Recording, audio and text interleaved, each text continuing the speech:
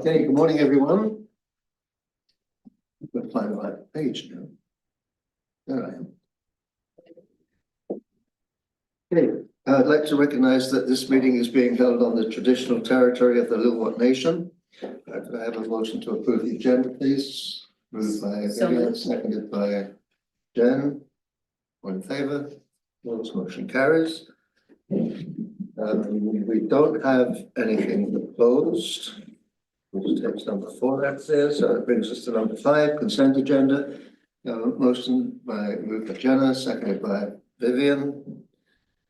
Call the question, all in favour? Opposed, motion carries. Any business arising from the minutes? Hearing none, we'll move on. 7.1, information report, communication and social media policy review and project approach. Patricia, you're going to help us with that. Yes. Good. Thank you.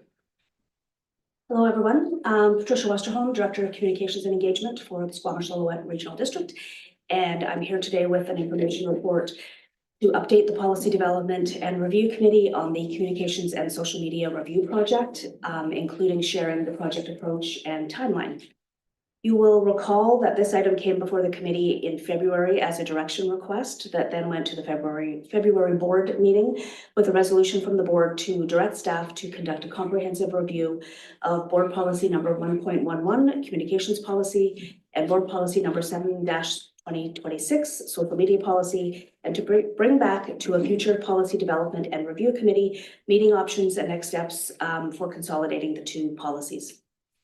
Today's information report is very high level with the intent to speak to the process we will undertake to complete this project. We are currently in the research phase, which involves reviewing our own policies, but also looking at the policies of other organizations and how they've evolved and been updated over the years. In particular, we're looking at other local governments and consulting especially with regional districts on this project. Interestingly, there are a few regional districts who are either in the process of also undertaking this work at this time or are looking to do so in the near future. And those discussions with those colleagues continue to be very helpful, not only as we design the project moving forward, but also in terms of the actual review and development of a new policy. In the coming weeks, we will work on, developing a brief survey to collect input from the board and potentially senior staff as well. At the February board meeting, some directors did express an interest in providing input, so we will, be sure to aim to capture that through the survey, similar to the work that was done in the development of the procedure bylaw, although of course not to the same extent and scope. Following that work, we will move forward with the compilation and review of all of the data that we've collected, and we'll work on drafting the new consolidated policy to come to the committee and then to the board for consideration. I would just like to highlight the project timeline and note that we've indicated in the information report our intent to come back to the committee with a draft policy in October, which would be the first opportunity to share this with the committee after the June committee meeting. And just thinking that the timing between now and the June meeting would be a little too tight to turn this around by then, given our current work plan. And if anyone has any questions, of course, I would be happy to answer those. Vivian. Thank you. So just looking at the timeline, the draft policy, we'll see it at this committee in October, and it'll be shared with all the board at the same time. We'll be doing the work between now and then and consulting through a survey to get feedback. And then through the chair, my understanding is that it would come to this committee for consideration with then a recommendation to the board. Okay, that works for that. Yes, thank you. Okay. Chris. Yeah, as I was reading through the rereading through the existing policy and thinking about some of the discussion, um, I started to wonder if there's an important difference between a communications policy and a communications strategy. And the reason I was thinking about that, this seems very much oriented towards what I would call a communications policy in terms of, what platforms do we use and how do you sort of title yourself and who speaks for the board, all that sort of thing. Um, but I also have a sense that there's been some interest or some expectation that this is going to do more what I would consider strategy of like we're, you know, aiming to double our information sharing, or during an emergency we want uh, to sort of have some more specific outcomes and so on. And so I wonder if it's important to sort of clarify the expectations. And even for me, I'm not sure. It's my assumption we're focused more on the what I'm calling policy, but maybe we are meaning to do the whole thing. Or and so I guess it's starting off with a test of, am I just getting too deep into semantics, or is there an important thing there that's maybe worth clarifying? Sure. Through the chair, our initial preliminary work on looking at other policies that are in place and reviewing ours as well, that is very much outdated, is that it is more of it's a policy document and not veering into the strategy piece, which would be very operational. We do at the SLRD have a communications plan that was received by the board in 2023, I believe, which was outlines our high level approach to our goals with communications and the objectives that we aim to meet. And that's certainly a document that we could review. But my understanding is that a strategy piece would be more operational and would outline goals and objectives that the department may wish to achieve in its communication efforts and results. Okay, thank you. That aligns with what my understanding was, but I'm not certain that that's the expectation or understanding of everyone on the board. And so I wonder if sort of sooner rather than later, we just sort of clarify or ensure we're on the same page, or maybe I'm misreading where everyone on the board is. I just worry that if we're not clear, we'll be sort of talking at cross purposes and thinking we're all talking about the same thing when we really have very different expectations of what this will deliver. If I could, sorry, through the chair. Sorry, go ahead. I think the survey will help to, the intent of that will be to help glean information. And then in cases where if we do receive input that is outside of the recommended scope of a policy, we would certainly come back and share that as the feedback that's been received, but then have a staff recommendation for how to address that, if that makes sense. Can I just ask you something about, you said just now, talking about strategy and then it becomes operational. Is there you see a part in there for the board to play in terms of discussing what the strategy should be, in a way that we're working on this communications policy, and then once we've talked about strategy, then it becomes operational, which is then sort of in the purview of the staff. Does that make sense?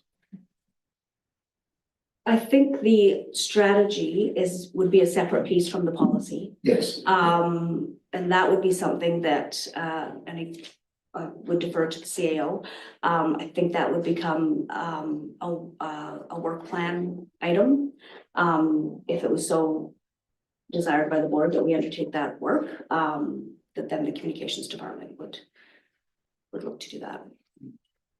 Thanks. I think maybe the words are getting confusing, and I just made a note that perhaps what will be helpful for this committee in the future is that we add on the comms plan that was adopted by the board in 2023 as a thing to reference when reviewing this in a sense of it is not this, but here's to reference that to familiarize yourself and understanding the differences. I think the word strategy does for me speak to board oversight. I think in this case, in a lot of comms departments, strategy is the how are we gonna, okay, this is what the board wants, how are we gonna do it? Yeah. And I think the comms plan is where the board oversaw that. I think maybe it's language. It's a language thing making the confusing thing, maybe for the next meeting or maybe prior to the actual survey, we share the comms plan as a reminder to everyone, because it has come up a few times and it was adopted recently, so it would be good to view on, as what Director Pettingill said, the education that's not what this is about. If there's a need to revisit the plan, then have a board discussion about a motion to do that. That helps. I see lots of heads nodding, so that sounds, it sounds like we're on the right track here. Any other questions for Patricia? Any comments? Well, we're very happy with you. So could I have a motion to, what do we do? Just receive that, I guess? Motion to receive. Vivian, seconded by Jen, all in favour, opposed, motion carries. Patricia, thank you very much. Thank you. Michelle. 7.2, request for decision, review of draft code of conduct bylaw. For that, we have this. Good morning. Good morning, Gail Harris, Legislative Coordinator with the SLRD. We're presenting today the proposed Squamish-Lillooet Regional District Code of Conduct bylaw for the committee's consideration. The existing Code of Conduct policy was approved back in 2014 and required a review. The new bylaw, as presented to the committee, has been brought up to current best practice and is modelled on the Code of Conduct bylaws of the Resort Municipality of Worcester, the District of Squamish, and includes specific regional district references. A wider scan of Code of Conduct bylaws and policies was completed, and the language was within the majority of the updated codes was the same, and they generally follow the UBCM Model Code of Conduct. This bylaw also incorporates the foundational principles as outlined in the UBCM Model Code of Conduct and includes other less frequent provisions as outlined in this report presented to the Policy Committee at the November meeting. We would also like to highlight that in the first instance, the informal process is always encouraged, whereby a member will discuss and attempt to resolve a potential breach with the person prior to submitting a formal complaint. The options as outlined in the report are to recommend to the regional board that the bylaw be adopted or refer back to staff with any changes that the committee would like to the bylaw. Director Belsham and I are available for any questions. Thank you. Questions? Comments? Chris, and then Jenna, and then Vivian. I was trying not to go first, but no one else seemed to get a hand up. So I do have a couple. The one, there's no recommendation for mandatory onboarding, and the rationale seemed to be about, concern if we have the capacity with EOC activity and so on and so forth. But I wasn't quite clear on that. In my mind, I see some value in expecting everyone on the board to go through it, and I would assume if people were tied up in EOC and so on, that would take precedence. But when things calm down, then we would sort of ask everyone to go through sort of training. So I'm just wondering to understand a little more what the thinking was in that recommendation, not to have that sort of a mandatory onboarding. We'd like to handle that. Angela. Thank you. Angela Belsham, Director of Legislative and Corporate Services. Thank you, Director Pettingill. That is a great question. When we did our scan of other bylaws of codes of conduct, That operational piece wasn't embedded in the bylaw. However, it has always been the SLRD's practice when new directors come on board after an election or throughout a term, that the SLRD would do an onboarding, which is a review of key bylaws and policies. And what we have done in this case is what we are currently doing is ensuring that all board members do sign off. You will see Schedule A, which is an attestation. And as directors may recall, there is a very large binder that's always distributed to all of the directors when they do start their term, which includes, and in the past, staff have come in and done specific presentations to the board as part of an onboarding process, which would include the code of conduct. And we can certainly add it in if that's the desire of the committee, is to have that specific requirement around training and review of code of conduct embedded in the bylaw, if that's the wish. Okay, I'll wait to hear what my colleagues have to say on that, if anything. If I can move on, then 11.3 and 11.4 speak to the board that basically we shouldn't be speaking to proponents involved in procurement about the procurement. My understanding, though, there's a bit of a difference between Squamish and Whistler, and I may be incorrect here, but in Squamish, we typically have an expectation that we don't speak to a member of the public or anyone after a public hearing until there's been an adoption. Um, and actually, there's two differences, and my understanding is in other places the practice is a little different, and the bylaw didn't speak to that piece. Like I think the bylaw is only specific to procurement, but it doesn't talk about the public hearing piece. And so I was a bit curious about that. The other piece I understand from Whistler's, they don't talk to developers ever when there's a process ongoing, from what I understand. In Squamish, we do, but if there's been a public hearing, then we no longer do. So I'm just looking for some thoughts about why that isn't covered, or sort of why we've gone the way we have in this bylaw.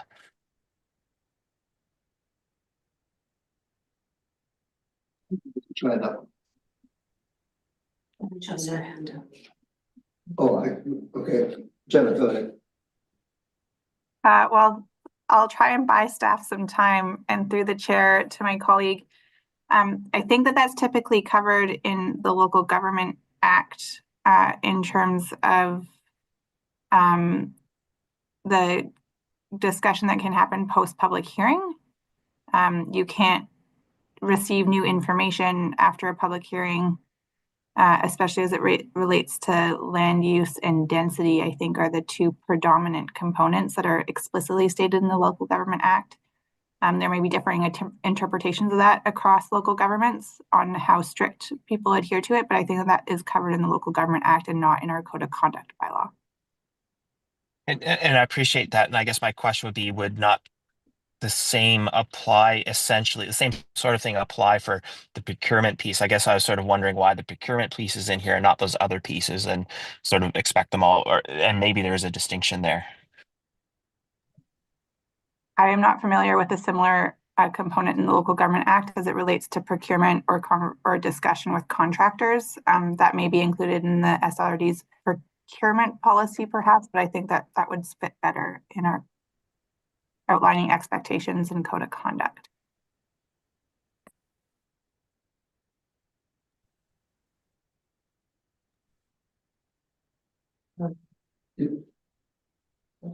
No, I'm just wondering if we need any further comment on that. But so I'll leave.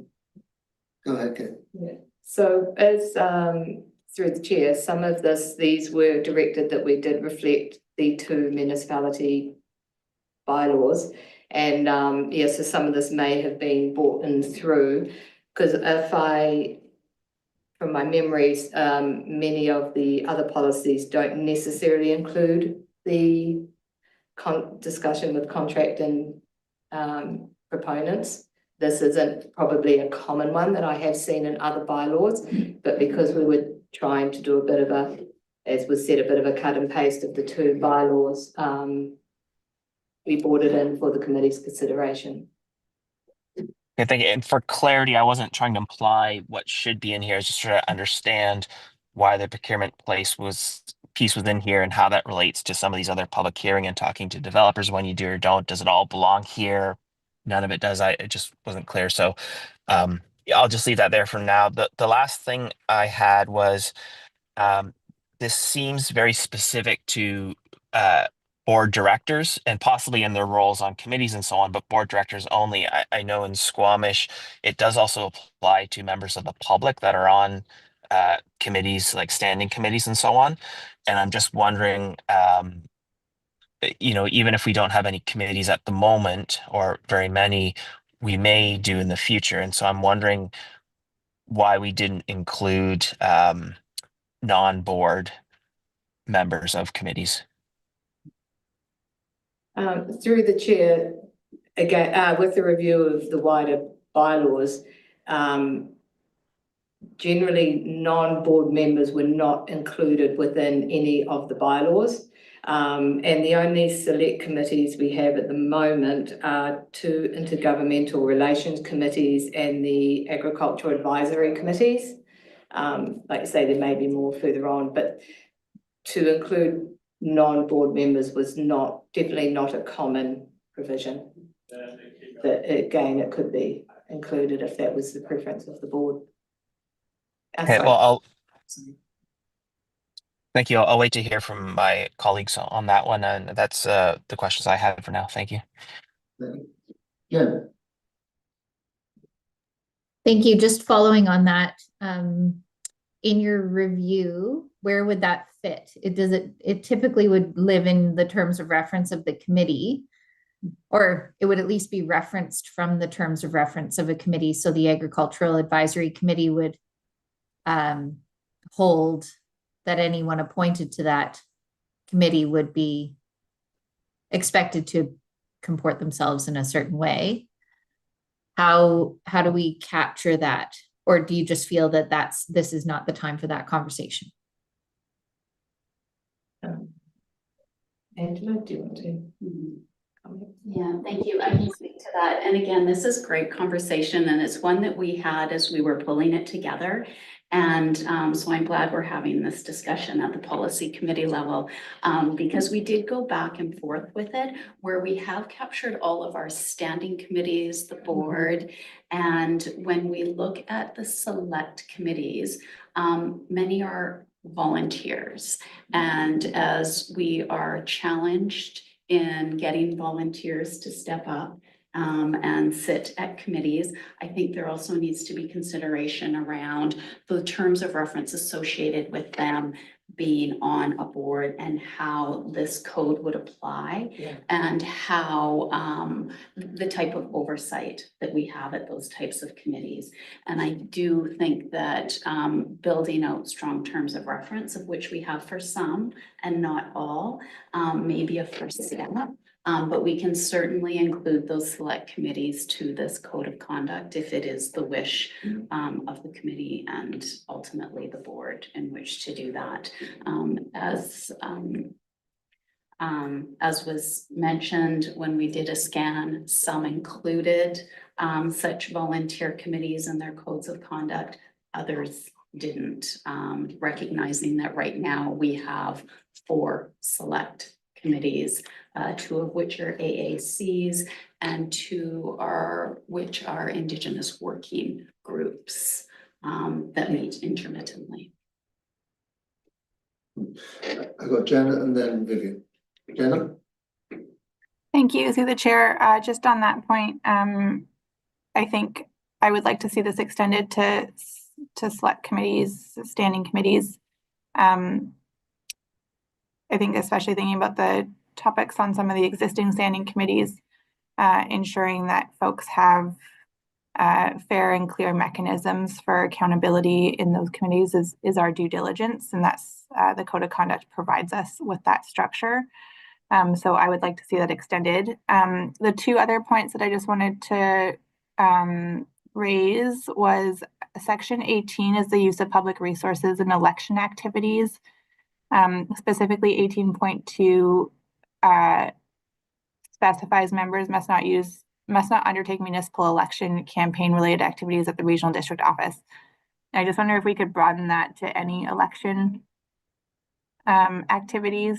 I don't think it needs to be specific to municipal. We've have experiences of folks running for other levels of government as well. And I think that should apply accordingly. And then the other piece was on section 32, which is the remuneration part. And it says that remuneration will be reduced in accordance with the director's remuneration bylaw if there is found to be a breach of the bylaw or a vexatious complaint. But I didn't see a related amendment to our remuneration bylaw that would outline what that impact would be. So I think that this is maybe language that came from I don't know if Whistler has it, but we definitely have this in the District of Squamish bylaw, but it is tied to specific changes in our remuneration bylaw. So I just wanted to flag that if we are going to keep this language, that we probably need to do a little bit more work on that piece.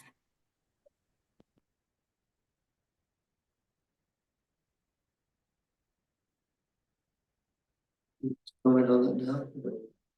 I can speak to the fact that the remuneration bylaw, I think, has been flagged for review.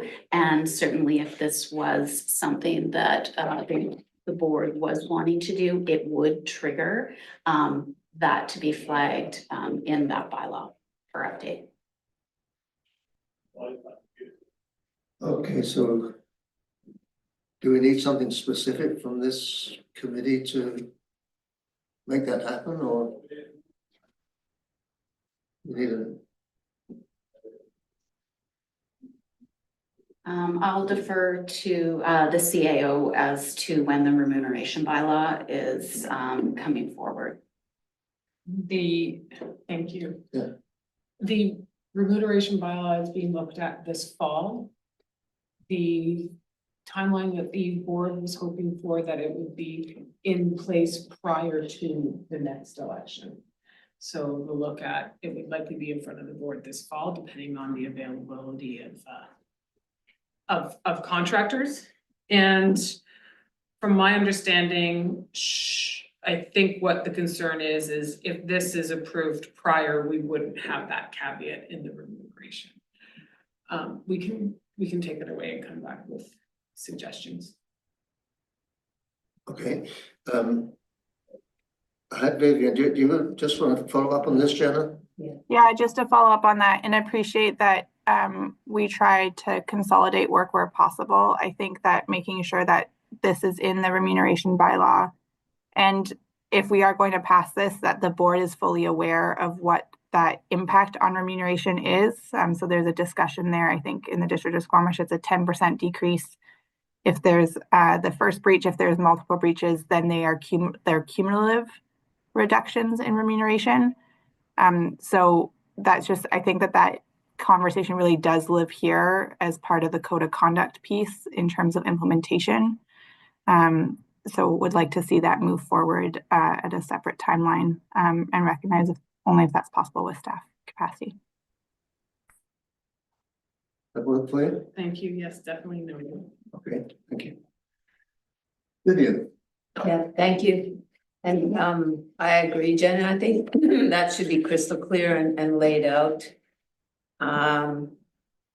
So just sort of starting earlier in the document, if I can make a couple of comments, I first of all really appreciated, because I looked at the Squamish code of conduct, and I also noted, holy man, there's like 16 pages on dealing with the complaint here. So I appreciated that ours is a little bit shorter, but I also looked at Lillooet, and that's way too short. So I appreciated that ours is a little bit longer. But I like it that you're trying to align with member municipalities. So those directors that are members of the municipality don't, they're similar. That congruence is good. I also really appreciated that you went through the following less common provisions were not added and why. That was really a helpful introduction. And I got to the fact that so I'm used to being called the director, and we're changing the language to member. And it seems that that's the language that's used in some of the other policies too. Is that just because that's the more common practice, or? I'm happy to address that question. Because we are dealing with committees where we have municipal council members that are appointed, such as the Pemberton Valley Utilities and Services Committee. We do have appointments from Village of Pemberton. Right. And so they're not always referred to as directors. they're So, councils, yeah, and particularly if we're going to be applying this to some of our select committees, which was in question, they aren't referred to as directors, like they're volunteers. Yeah. They're appointees to committees, but they don't have the title of director. So member, as outlined in the It definition, is in the definition. captures that in order to, our hope was not to create more confusion to those who are not actual directors as part of their title. So just, and also in response to something that Jenna said about applying this to our committees as well.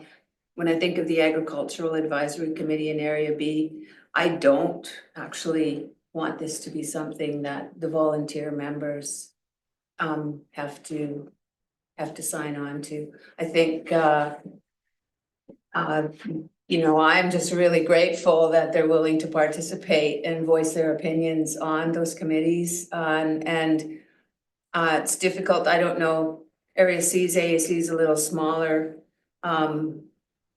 in size. I don't know what Director Mack would say, but my feeling is that I do not want to burden those volunteers with that the terms of reference are pretty good. And that's adequate for our volunteers on those committees. That's my opinion on that.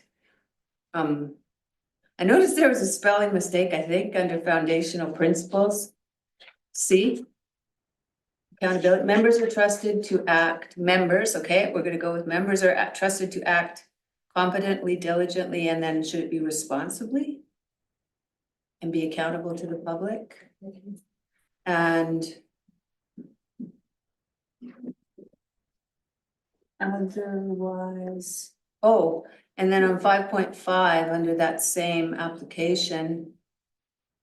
In this bylaw, a reference to a person who holds an office includes a reference to the persons appointed to act for that person from time to time, and I went, what? Oh, I think we're talking about alternates here.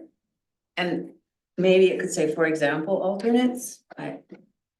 Is there another example that that's supposed to cover that I'm not getting? Just alternates. That refers to alternate. Just alternates, okay. Yeah, I do believe the alternates should be participating in the code of conduct and signing it.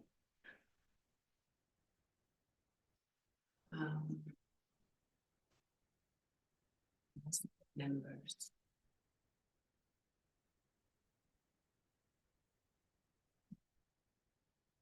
Sorry, I'm just trying to find my other. Can I go to Chris while you're? For sure. Chris, go ahead. I actually wanted to ask my colleague a question through you, Chair, just to understand the concern or better understand the challenge around applying the code of conduct to sort of community members volunteering. I guess one way of thinking about it and how I have thought about it is that a code of conduct protects a volunteer and gives them the same protection, but it also ensures the same level of behavior. And so I guess I'm wondering if we are feeling that because, and we heard that it was a challenge to attract volunteers, that we would sometimes accept a lower standard of behavior or protection because it's hard to get volunteers and that's just something we're willing to accept, or is it the issue that this is sort of 16 pages or whatever we're at is going to scare people away, and there's no issue with it having that expectation of behavior. The issue is the document would just scare them, even though there would never be an issue of behavior. Like I'm just wanting to understand where the actual resistance is here.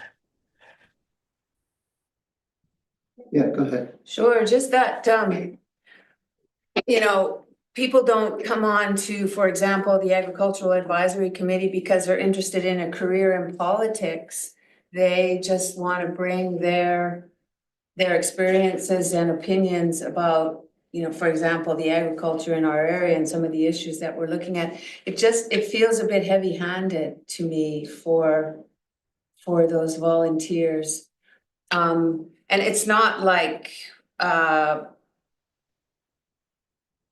we've had any problems, but it's definitely, those committees are certainly a less formal kind of forum than, say, a board meeting. And yeah, I don't know, for me, it just isn't as comfortable a fit. It makes perfect sense to me that this is something that we all review and sign on to. We're paid in these positions, compensated. And it's just, maybe I'm not articulating it as well as I could, but it just didn't sit with me that we needed to apply this to some of the volunteers, and particularly with the First Nations. Somehow I also don't, it doesn't, I'm not sure I would want to be asking them to sign off on some of these codes. That feels awkward. We so value their participation, and I haven't seen it being problematic, so I don't want to solve a problem that we don't have on those committees. Anyway, I'll go with the majority, obviously. Maybe there's some sort of middle ground here in a way. I'm just thinking back to experiences I've had with volunteers. You know, we don't have a problem at the moment, but one of the reasons for putting something together is it's easier to do when we don't have a problem. So the situation I got into was a board that was somewhat divided in terms of where the direction we're taking. And 2 or 3 people on the board were saying, you can't tell me what to do because I'm a volunteer. Wow. Which really was affecting the function of that board. And we went through a process, and it took some time. We had a consultant come in, and the basic message that he had was that when you volunteer for something, yeah, we appreciate the fact that you're volunteering, giving up your time. But what you have to accept is that there are standards of behavior and expectations that you agree to when you volunteer. So if something goes to the vote of the board, and you can't then say, well, I'm going to disregard that because I'm a volunteer.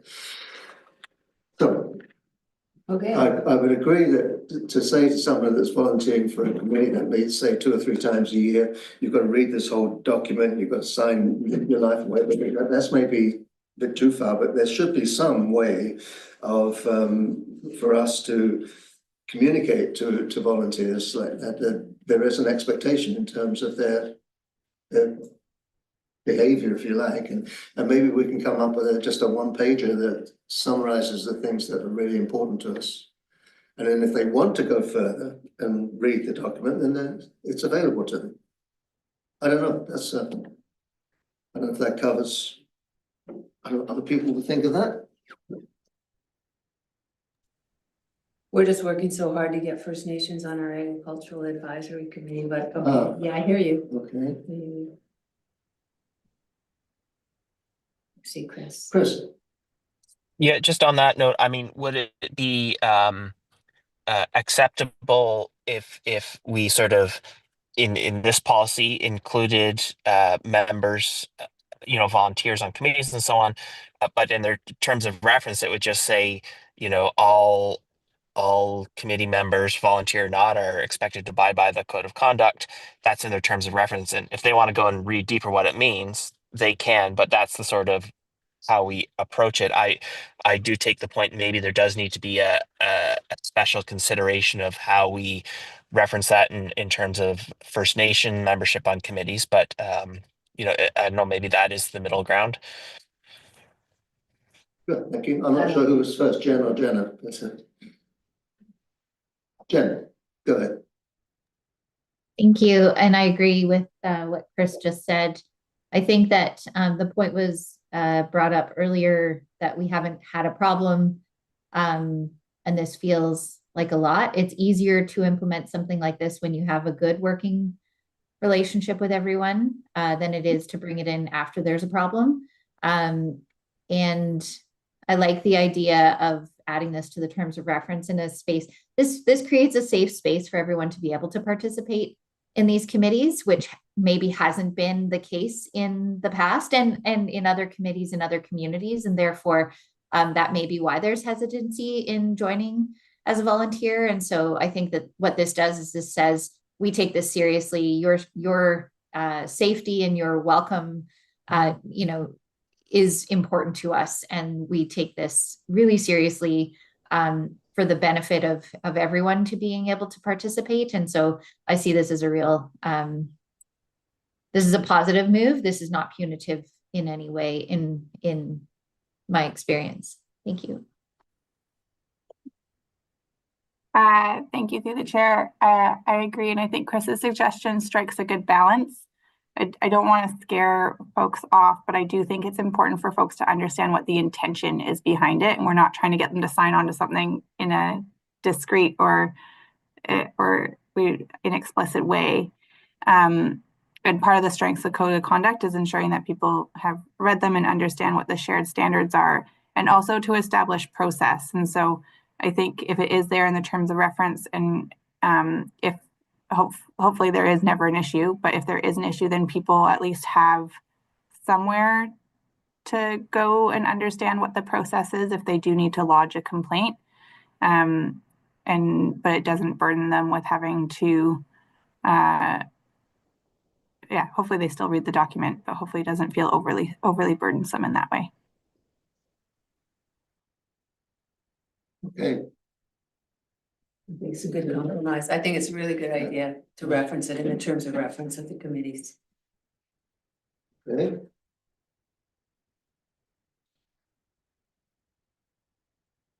I had another comment following up on in our definitions, the definition of member.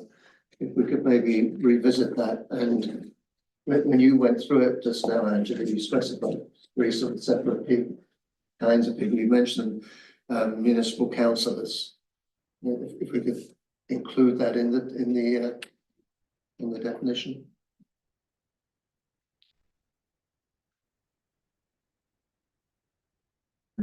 So the reference that we do have in there is an appointee to a board, Right. standing committee, commission, or other body of the regional district.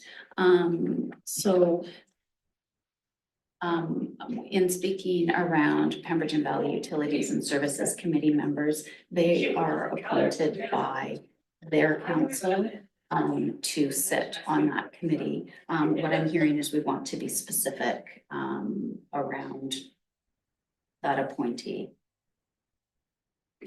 Like a council appointee, a municipal council appointee. Yeah. I don't know. What do the rest of you think? Are you happy with the way it is, or if you are? I think member is vague enough to allow for the definition to be determined by the terms of reference of each committee, rather than trying to be overly prescriptive of language. Okay.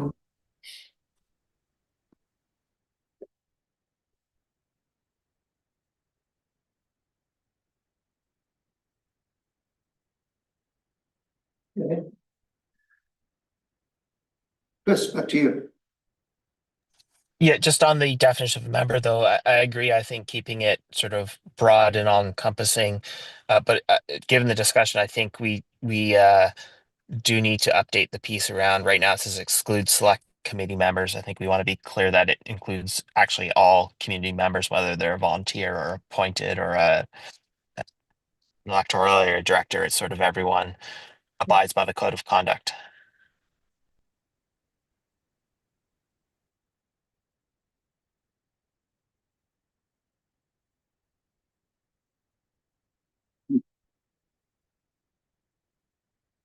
Vivian. I think Angela has something to add to the last. No, through the chair, we have noted that we will remove that reference to exclude select committee members from what is written in the draft, and have also noted that we will incorporate into committee terms of reference a specific reference to the code of conduct bylaw. Yes, thank you. Vivian. Thanks. I had under 15.3 on conflict of interest. This looks to be a little different than what our current practice is. So first of all, I just want to confirm that if a member, I'll have to get used to that word, is trying to decide whether or not they have a conflict of interest on a certain item, we don't have a resource with the SLRD in terms of legal counsel and guidance, but the member is responsible to go at their own cost to seek independent legal advice. Is that's what we want to say? Which number are you referencing? 15, so I'm looking at 15.2 right now. 5.2. The conflict of interest, yeah, sorry, I jumped backwards. So there's two things under. So I just want to confirm that members are expected to work through whether or not they have conflict independent of the SLRD at their own cost with their own legal, that's how I read it.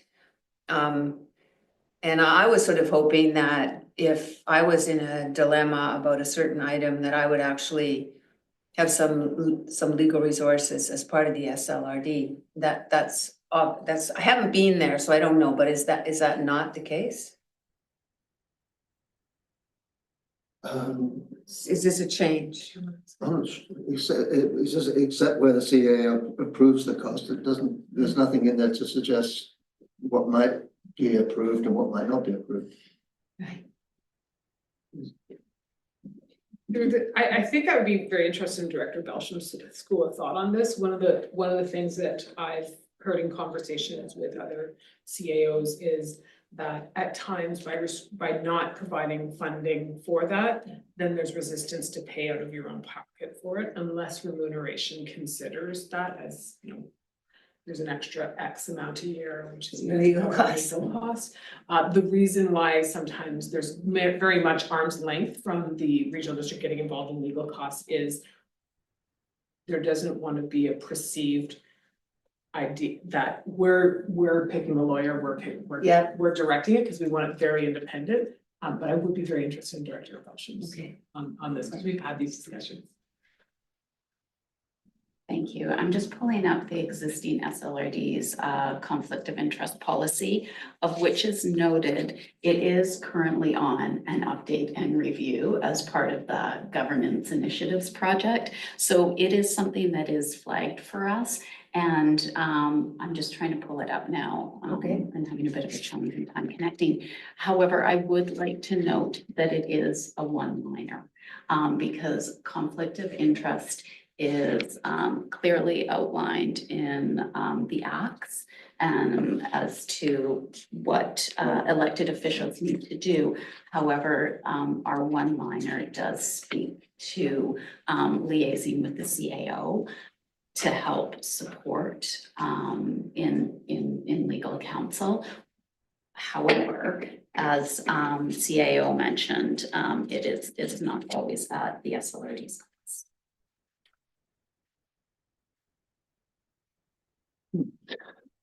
Okay, Janet and then Chris. Thanks, through the chair.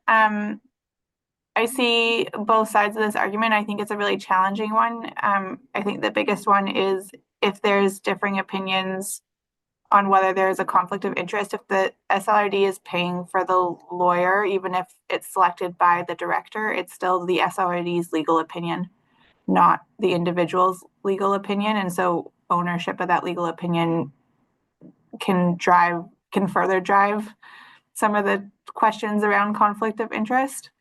I think that's why we have it as as ideally required to be paid for by the individual director. One way that communities have addressed this for consideration in the remuneration policy would be to allocate, kind of similar to what we do for conference and travel budgets, would be to also allocate up to a certain amount of legal fee coverage for directors to help them cover some of those costs if something comes up during their term. And then there's some discretion there to help cover, and there's different reasons why directors might have to seek legal advice. And so, but I do feel like even though it is a potential burden, financial burden to seek your own legal opinion, I do think it's important to keep it kind of separate from the SLRD seeking it on a director's behalf.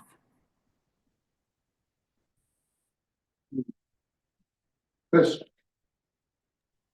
Yeah, I think at least in Squamish, the basic principle that extends beyond code of conflict or conflict of interest just is if it's an issue for the organization as a whole, then the organization pays for it. If it's an issue where it's really specific to one counselor, one director, you're on your own, and that can be really challenging. And so the idea of, is there a budget that you do have some discretion of and you could use maybe.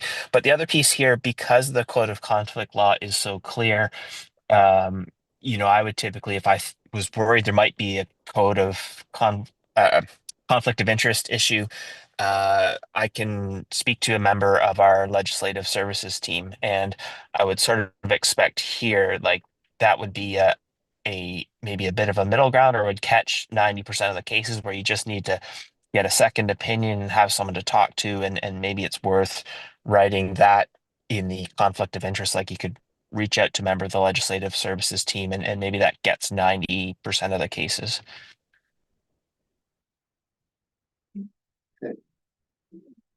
Angela?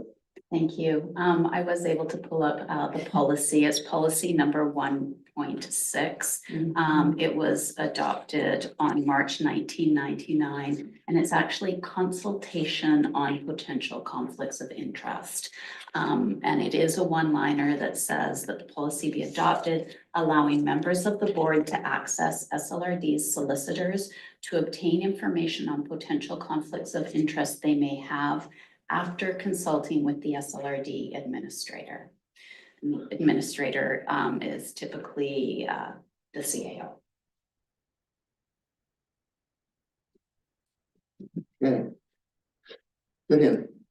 And the alternate to the CAO in the document is the corporate officer. And are we talking about Kristen here in our organization? But Angela, okay, thank you.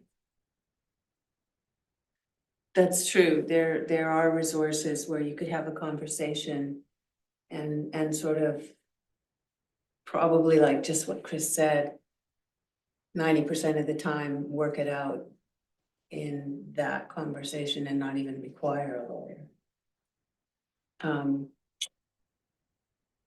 And there also is the option that the CAO might approve the cost too, because it was particularly thorny, perhaps, right? Yeah, but just to speak from my own experience, I had a situation with the rezoning thing some years back, and the CAO at the time suggested that I engage my own lawyer, and once I had the invoice, or paid it rather, and then submitted the receipt for and claim expenses, and it was, and that was paid by the board. So it wasn't the board's solicitor, and the communication was directly from the lawyer to me. It wasn't shared with the CAO or anybody else, and then it was up to me to decide whether I thought I had a conflict or not. That process is a little different from asking the SLRD lawyers or staff to advise on whether you've got a conflict or not. And I'm not sure where, if I'd have been challenged at the time, well, I was challenged. The SLRD wasn't involved. It was between me, my lawyer, and the people that were challenging it. It never came to the SLRD. So if I'd have got the advice from the board's lawyer, then it would have, the organization would have been involved. Wouldn't felt as clean to you or straightforward. Yeah, I would prefer to see something that is less discretionary. We're either going to pay or we're not going to pay. You know, if you say at the discretion of the CAO, then that leaves that puts the CAO, could put the CAO in a very difficult position of really feeling that they ought to say no, and yet not wanting to say no because they've said yes to another person, and then you know, is that just a conversation between the director that's asking about the conflict, or is it something that comes to the whole board? Yeah. I can just see a potential issue there.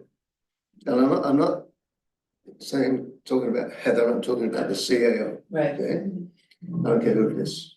So, did you want to comment on that? And then I've got Jen. Yeah, I do, and I agree with everything Director Rainbow's saying here in the sense that I do feel like keeping the advice separate is important. I do feel that as this CAO, I might, when it comes to conflict of interest, I want to make sure we're talking about legal fees for only conflict of interest and not anything else. My inkling would be that it's covered, but I haven't faced a scenario where, and I might be faced a scenario where it isn't. There are organizations that set aside budget for this, so that there is budget that directors, members have access to. It could be a suggestion, I would say, as staff come back with recommendations and options based on best practices elsewhere. I would like to note, and if I can get clarification on this, it sounds like in this document, necessary to seek independent legal advice at their own cost. In that, which you just said, it is the use of SLRD's legal, and that is flagged for updating as it was 1999. Yeah. So this would be one of those next steps items that if this was adopted, this would follow through as next steps to be updated. What is it? The one sentence policy that Director Belsham just quoted, when it comes to conflict of interest, it says that may use SLRD legal after speaking to the administrator. That's flagged for updating. I think if we do adopt this, especially 15.2, it's definitely important to update that because they conflict with each other. Because this is saying independent legal advice and not saying SLRD legal advice. And I do agree with a lot of the sentiment here that keeping it separate is best practice. And what about the CAO approves the cost? Is that an automatic thing that the director just lets you know that I'm seeking legal advice and I'm going to submit the bill? Or is that saying, may I submit the bill? As it's written, it's may I, but may I make a suggestion that staff come back with options that will support this in a better way? I think we've flagged and Sure. Jenna, let's come to you first. I'm fine with staff bringing this back as we've continued to kick it around a little bit. I think I'll just make another pitch for us to not cover legal costs for conflict of interest from the perspective that it is fairly black and white in the charter, and where it does get gray is perceived bias or perception of bias. And the challenge is that the board can't force somebody to declare a conflict. It's very clear that the individual needs to declare their own conflict.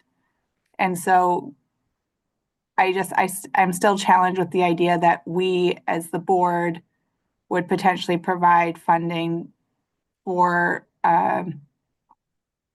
legal advice that we would never see the results of, and then would be specifically to a director who gets to choose what they want to do with it, but we don't know what the legal advice is or if they're following it. And that this is a fairly narrow part. So there's further provisions about perhaps providing financial support for legal in the case of actually following through with a complaint of a code of conduct. Like, that is separate. This is specifically on conflict of interest. And for me, that is narrow enough that I sought a legal opinion when I brought forward the parental leave policy amendments because I was pregnant at the time and I wasn't sure if that allowed me to actually participate in that. That wasn't something that I requested compensation for, but it was more so just to put myself at ease to feel like I was okay to participate in those conversations. And I think that we all have the ability to do that if we really do think we've stepped into a gray area. But otherwise, the Local Government Act is very clear on where conflicts of interest with regard to pecuniary benefits are, and then the gray area is unfortunately just up to us in terms of where we feel our comfort level is with regards to perceived bias.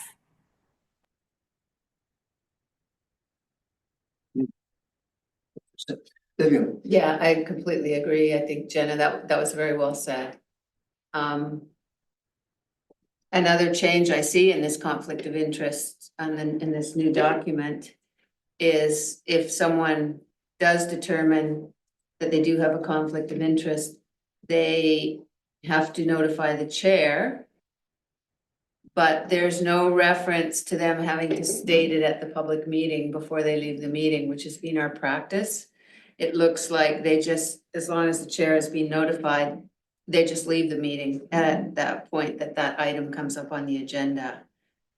So that's just a change. I'm perfectly fine with it, but I note it.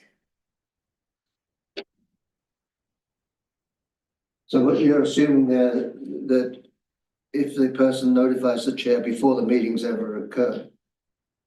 Prior to the matter's consideration, yeah. My interpretation is that A is prior to the matter's consideration. So during the meeting, as 7.3, I have a conflict of interest. So this A and B would be done during the meeting time. Sorry. Okay, so that was your intent, okay. Okay, I'm the only one that reads it like that, that's fine. Yeah, yeah. Chris? Yeah, I just generally agree with Councillor Stoner's or Director Stoner's thoughts on the conflict of interest and legal support. Although, and maybe the way to deal with it is there was a bit of discussion about a general budget for members to have some funds for legal if they need it, and so maybe it is sort of separate from conflict of interest. Maybe there's a separate discussion on, given the pay of directors, which isn't huge, maybe there should be a budget set aside at a member's discretion if they need legal. There's a little bit that they can use for whatever purpose legally they see fit, and so they may end up using it for a conflict of interest, or they may not, but it's not sort of an automatic thing really sort of tied to conflict of interest. And it's, again, just a separate discussion of, should individual members have some financial support if they do have a personal legal issue, obviously related to their director role. And again, maybe that's a bit of a separate discussion.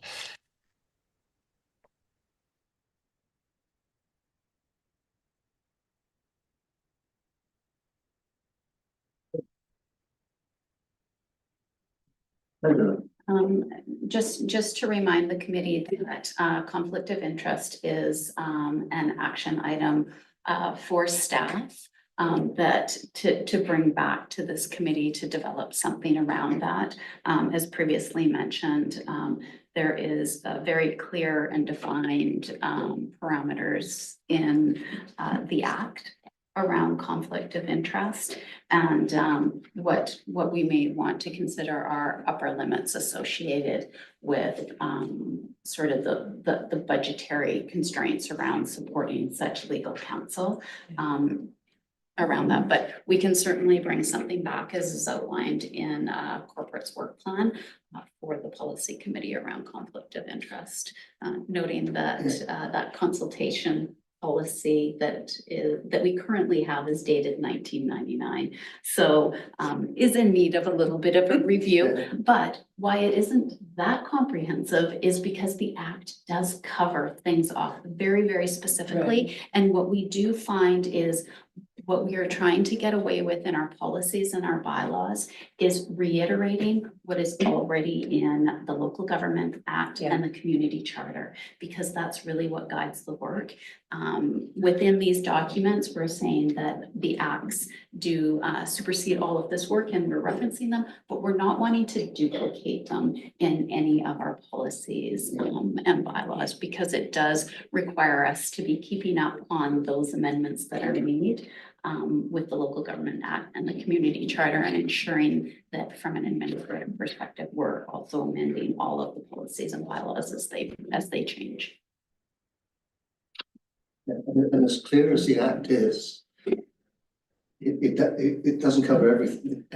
You know, the situation I got into, I read the act and I thought, geez, I'm not really sure. And I went to a lawyer who specializes in local government law.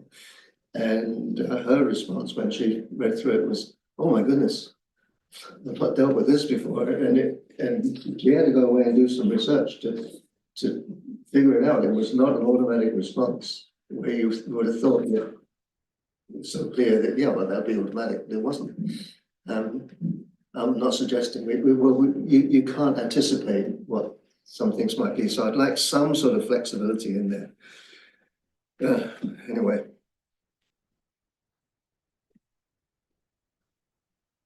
Generally speaking, I'm pretty happy with what's happening here and where we're going.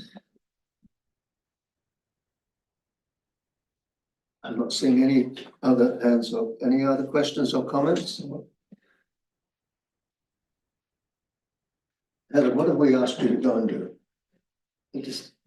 There's recommendations at the top here for it, and we have made note of some of the direction. I don't believe that we need a specific motion on those directions. The notes would help unless Director Belsham has a different preference or. Gail, you okay with what the discussion and the notes you've made, and you're happy with that? Yeah. Angela. Angela, Jenna?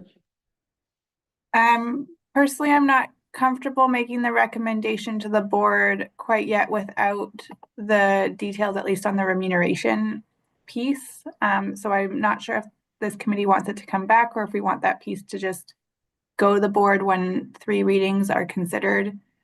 But that's something that I would like to see before this goes for readings and adoption. When's our next meeting for this committee? June. So, are we in that much of a rush that we need to go to the board now? There are 2 options. One is that the direction made by this committee be reflected in the document brought to the board, and it be reviewed at a board level if you would like to see it sooner than June, or it's to come back to committee in June.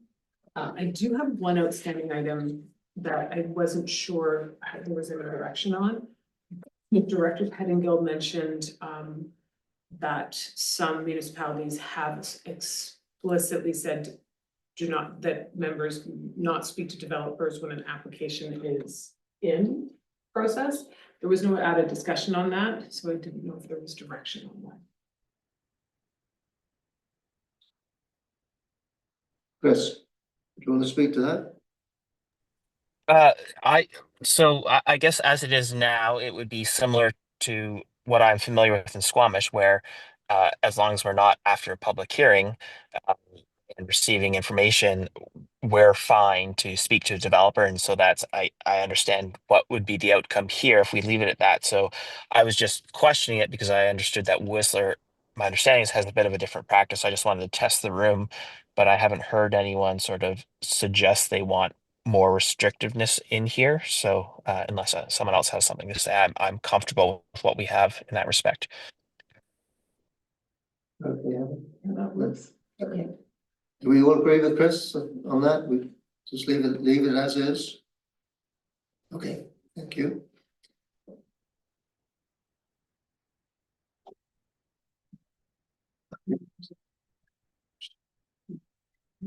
No, so we've got a choice either to, the recommendations at the top of this document. There are 3 VATs there, either to go with that just as it is, or, well, I guess there's 3 choices, or just modify that, adapt that a little bit to include some language about the discussions that have taken place today, or just delay it and bring it back to the next committee meeting. Does that capture the? What's your preference, Jen? I don't see any urgency in this, because we've met the legislative requirement of considering, and so I think taking the time to reflect the committee work before it goes to the board, I think there's no problem with that. So bringing it back to the June meeting and then presenting it to the board after that, I'm supportive of that motion. I see Chris nodding, I see Jenna nodding. So I need a motion to put that in effect, please.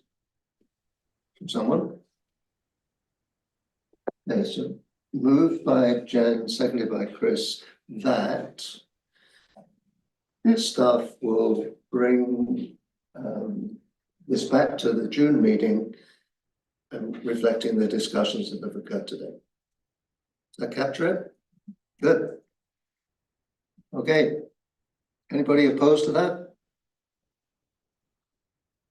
Okay, motion carries. Good, thank you.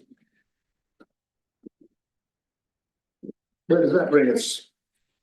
Decision on late business. Has anybody got anything they want to bring up that the late business? Nothing?